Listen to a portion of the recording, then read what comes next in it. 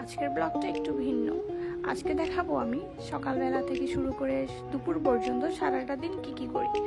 So অনেকেই আছেন আমার প্রতিবেশী যারা বলে থাকেন যে হ্যাঁ 10টায় ঘুম থেকে উঠে ঘরের ঠিক নেই, সংসারের ঠিক নেই, বাচ্চা কাচ্চা ঠিক নেই। তাদেরকে বলছি আমার রান্না বান্না কি আপনি এসে করে দিয়ে যান, নাকি আমার বাচ্চাকে আপনি এসে খাইয়ে দিয়ে যান, নাকি ঘুম পাড়াই দেন, নাকি পড়াশোনা করান, নাকি আমার ঘরপত্রগুলো আপনি এসে পরিষ্কার করে দেন। সো তারা এই ব্লগটা দেখে অবশ্য বুঝতে পারবেন।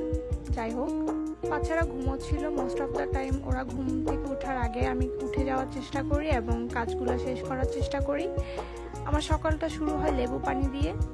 লেবু পানিটা খেয়ে আমি ডেটা স্টার্ট করি। আগে নিজেকে একটু সেট করে নিই, নিজেকে একটু ঠিক করে নিই যাতে আমি কাজকর্মগুলো ঠিক মতো করতে পারি। আর লেবু পানির উপকারিতা তো আপনারা জানেনই। দেন রান্নার সব উপকরণ ঠিক করে নিলাম, একটা একটা করে রান্না করে নিলাম, শাক, মাছ, ভাজি, একটা ডাল দিয়ে সবজি। দেন আমার বেবিরাও ঘুম থেকে উঠে গিয়েছে, ওদেরকে ফ্রেশ করে নিলাম। ছোট বেবির সাথে একটু দুষ্টামি করছিলাম সকালবেলা। ওরা লাইক আমার, কি বলবো, ওরা আমার হচ্ছে প্রাণ। ওদের ওদের মাধ্যমে আমি নিজেকে রিফিল করার চেষ্টা করি, নিজেকে একটু ঠিক করার চেষ্টা করি। কর্মব্যস্ততার মাঝে যে বিরক্তিটা আসে ওইটা দূর করার চেষ্টা করি। সো একটু খুনসুটি করছিলাম। দেন নাস্তা রেডি করব।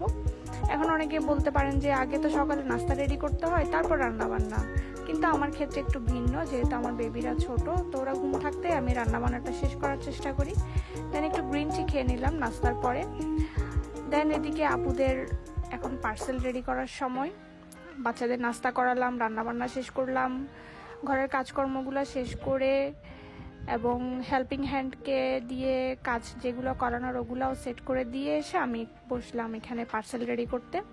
সো যারা বলেন যে সারাদিন ঘুমিয়ে থাকি, আমি 10টায় ঘুম থেকে উঠি কেন, এটা আমার বড় অপরাধ। যারা এই ধরনের কথা বলে থাকেন পাড়া প্রতিবেশীরা, তাদেরকে বলবো বেতন দিয়ে দিব, আপনারা আসে আমার কাজটা করে দিয়ে যান। ঘর পরিষ্কার, রান্না বান্না, বাচ্চাদের খাওয়ানো, লাইক একটা সংসার অনেক কাজ থাকে। তো পার্সেল রেডি করার পরে বাচ্চাকে একটু গোসল টোসল করিয়ে দিয়ে পড়তে বসালাম, আমিও গোসল করে নিব এর ফাঁকে। তো এভাবেই দিন যায়। আসলে কারো কাজ কেউ করে দিতে পারে না। আমি যদি সময় নিয়ে আমার কেয়ার করতে পারি, বাচ্চা সামলাতে পারি, ঘর সামলাতে পারি, রান্না করতে পারি আর সারাদিন ভিডিও করতে পারি, এটা আমার উপর, ঠিক আছে? এটা যদি আমি সময় মেনটেন করে করতে পারি, এটা তো আমার উপর। আপনার ইচ্ছা হলে আপনিও করুন।